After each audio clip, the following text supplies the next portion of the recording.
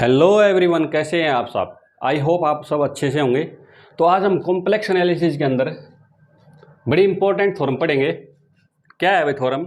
जैसे इससे पहले हमने पढ़ा था लीनियर ट्रांसफॉर्मेशन जो होती थी वो तीन एलिमेंट्री ट्रांसफॉर्मेशन की कम्बिनेशन होती थी, ठीक है ना। ट्रांसलेशन की होती थी और मैग्निफिकेशन और रोटेशन, उसके अंदर तीनों होती थी। किसके अंदर? लीनियर ट्रांसफॉर्मेशन के अंदर। बट मोबियस ट्रांसफॉर्मेशन के अंदर क्या है? चारों की चारों हैं। लीनियर ट्रांसफॉर्मेशन के अंदर क्या नहीं था? वहां पे इन्वर्जन मैपिंग नहीं थी उसके अंदर। बट मोबियस ट्रांसफॉर्मेशन के अंदर चारों की चारों होगी, ट्रांसलेशन भी होगी, रोटेशन भी होगी, मैग्निफिकेशन भी होगी और इन्वर्जन मैपिंग भी होगी, ठीक है ना। तो उस रिजल्ट का नाम यही है। अगर भी prove that every Mobius transformation is the resultant of Mobius transformation with simple geometric imports. Simple का मतलब एलिमेंट्री, जियोमेट्रिक इंपोर्ट्स का मतलब जो सिंपल एलिमेंट्री ट्रांसफॉर्म। इंपोर्ट करना भी तो क्या होता है? ट्रांसफॉर्म ही करना होता है, ठीक है ना। तो यहाँ पर जियोमेट्रिक, ये सारी सारी जितनी भी मैपिंग होती है, ट्रांसलेशन, रोटेशन, मैग्निफिकेशन और इन्वर्जन मैपिंग, सारी की सारी क्या है? ये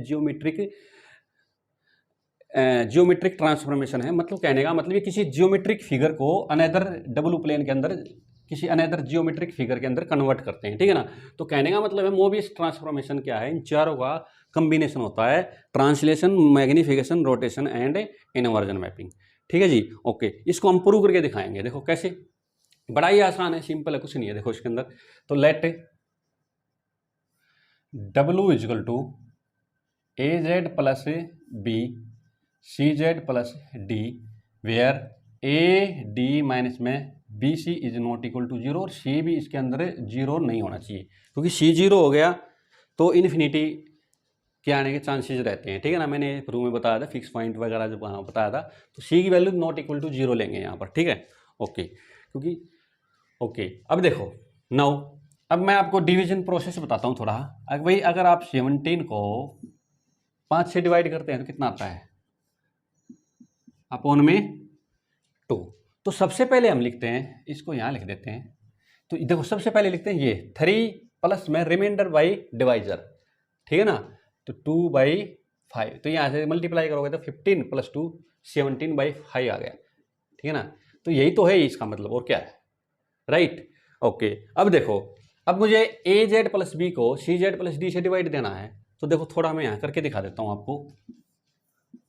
ए जेड प्लस बी, तो यहाँ आ गया सी जेड प्लस डी से डिवाइड करना है। तो मुझे सी जेड, इस पहले वाले पोर्शन को क्या बनाना है? मुझे सी जेड को क्या बनाना है? ए जेड बनाना है। तो सी जेड ए जेड कैसे बनाएगा? तो देखो सी जेड को मैं क्या कर देता हूँ, ए बाई सी से मल्टीप्लाई करता हूँ, तो सी से सी कैंसिल हो गया, तो ए जेड बन गया। तो यहाँ से चला गया, कहाँ पर चला गया?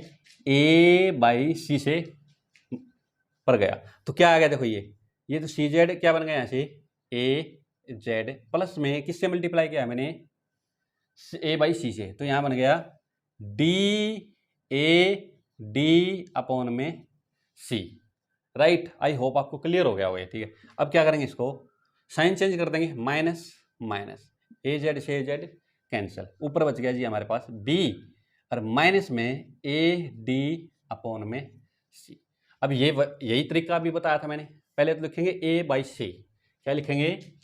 W is equal to A by C, A by C और plus B minus A D upon में सी और अपॉन में सी जेड प्लस में डी, ये लिखेंगे यहाँ से, ठीक है जी। ओके, अभी देखो यहाँ से इसको थोड़ा और सिंप्लीफाई कर लेते हैं। ए बाई सी प्लस में यहाँ से एलसीएम ले लो, तो क्या आ गया यहाँ से? बी सी माइनस में ए डी अपॉन में सी, और यहाँ से भी सी कॉमन ले लेते हैं, ठीक है ना, ताकि सी का पंगा समाप्त हो जाए यहाँ से। तो क्या आ गया यहाँ से? देखो सी कॉमन ले लिया यहाँ से, तो जेड प्लस में डी बाई सी, इस सी को पलट के ऊपर ले जाते हैं, ठीक है। तो यहाँ से हमारे पास क्या आ गया? ए अपॉन सी प्लस में बी सी माइनस में ए डी अपॉन में क्या आ जाएगा यहाँ से? देखो ध्यान से, क्या आ जाएगा? ये सी स्केयर और इनटू में क्या आ गया यहाँ से? क्या आ गया हमारे पास? जेड प्लस में डी बाई सी, ये आ गया। थोड़ा और सिंप्लीफाई कर लेते हैं, निकलो अलग अलग, ए प्लस ए अपॉन में सी बी सी माइनस में ए डी अपॉन में सी स्क्वायर, और इसको थोड़ा अलग बना लेते हैं ताकि हमारा क्वेश्चन बिल्कुल क्लियर हो जाए। ठीक है जी, ये आ गया हमारे पास डब्लू। ये जो चीज़ है ना, इसके अंदर चारों चीज़ें हैं आपके अंदर, चारों, ट्रांसलेशन भी है,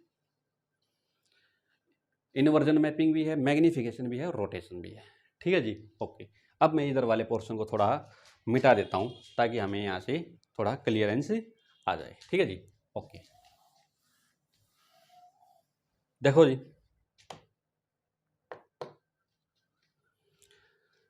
हाँ जी, सबसे पहले लेंगे Z1। क्या लेंगे? Z1। Z1 लेंगे। देखो, Z प्लस में डी बाई सी, यानी कि Z में कुछ ना कुछ एलिमेंट जुड़ा हुआ है, डी बाई सी। ये ए बी सी डी क्या होते हैं? सारे के सारे कॉम्प्लेक्स नंबर है, तो डी बाई सी भी क्या है? कॉम्प्लेक्स नंबर है। तो यहाँ से ले लिया मैंने Z प्लस में डी बाई सी। ठीक है जी, किसको डिफाइन कर रहा है? ट्रांसलेशन को। किसको डिफाइन कर रहा है? ट्रांसलेशन को। नेक्स्ट चलते हैं, Z2 ले लेते हैं, 1/Z1, 1/Z1। ठीक है जी, 1/Z1 का मतलब है 1/Z प्लस में D by C, D by C. किसको डिफाइन कर रहा है? कन्वर्जन मैपिंग को, सॉरी इनवर्जन मैपिंग को। किसको डिफाइन कर रहा है? इनवर्जन मैपिंग को। ठीक है नहीं। अब इसके बाद क्या लेते हैं यहाँ से? Z3। Z3 क्या ले लेते हैं? देखो, किसी से मल्टीप्लाई करते हैं इसे, बी सी माइनस में ए डी अपॉन में सी स्क्वायर, इनटू में क्या ले लिया? Z2। क्या ले लिया? Z2। कैसे? देखो ध्यान से, B C, A B C D सारे के सारे क्या हैं? ए बी सी डी क्या है? सारे के सारे कॉम्प्लेक्स नंबर। और ये पूरा का पूरा नंबर है B C minus A D upon में सी स्क्वायर, कैसा नंबर है ये भी पूरा का पूरा कॉम्प्लेक्स नंबर है। और इनटू में क्या है? Z2। अब एक चीज़ बताता हूँ आपको, अब भाई जैसे वहाँ पर हम पढ़ते थे W equal to A Z. देखो, दोनों बातें बताता हूँ। अगर ए अगर रियल है, अगर ए इज ए रियल, ठीक है, तो ये सिर्फ क्या होती थी? मैग्निफिकेशन होती थी। क्या होती थी? मैग्निफिकेशन। अगर ए क्या हो जाता? Complex number. ए क्या हो? कॉम्प्लेक्स। ये मैंने एग्जांपल करा रखे हैं आपको। तो ये दोनों की दोनों हो जाएगी, मैग्निफिकेशन भी हो जाएगी और रोटेशन भी हो जाएगी। कैसी हो जाएगी ये? मैग्निफिकेशन भी हो जाएगी और रोटेशन भी। तो देखो, ये बी सी माइनस में ए डी अपॉन में सी स्क्वायर कैसा नंबर है ये कॉम्प्लेक्स नंबर है। और इनटू में क्या है? Z2 है। इनटू में क्या है? Z2 है। तो इसका मतलब क्या है? ये जो Z3 मैपिंग है ना, ये क्या है? इकट्ठी है, मैग्निफिकेशन भी है और रोटेशन भी है। तो सबसे पहले मैं क्या लेके चला यहां से? ट्रांसलेशन। ट्रांसलेशन के बाद क्या आया मेरे पास? क्या आया? Inversion mapping. इनवर्जन मैपिंग के बाद क्या आया मेरे पास? मैग्निफिकेशन और रोटेशन इकट्ठा। और इसके बाद मैं क्या लेके आता हूं? इसके बाद मैं क्या लेके आता हूं? जेड। जेड इजल टू क्या आएगा? कुछ जोड़ देता हूं, ए बाई सी। ठीक है ना, लास्ट वाली आ जाएगी तो W equal to A by C, और प्लस में क्या आ जाएगा? As it is B A by C plus में Z3, Z3। ठीक है ना।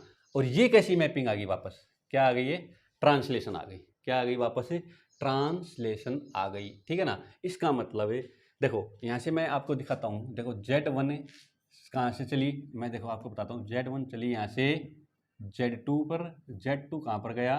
Z3 पर, और Z3 कहाँ पर गया वापस? W, यानी कि W। ठीक है ना। देखो कैसे, यहाँ से चला ट्रांसलेशन, ट्रांसलेशन। यहाँ से क्या चला? Inversion, inversion. यहाँ से क्या चला? Z3 कहाँ आया बताओ? Z3 कहाँ आया? रोटेशन और मैग्निफिकेशन इकट्ठा, मैग्निफिकेशन इकट्ठा। और लास्ट में कहाँ आ गया? चलते चलते ट्रांसलेशन। देखो वापस ट्रांसलेशन आ गया। ठीक है ना। तो W इजल टू Z3 की जगह मैं ये पुट करूंगा तो पूरा पूरा क्या आ गया?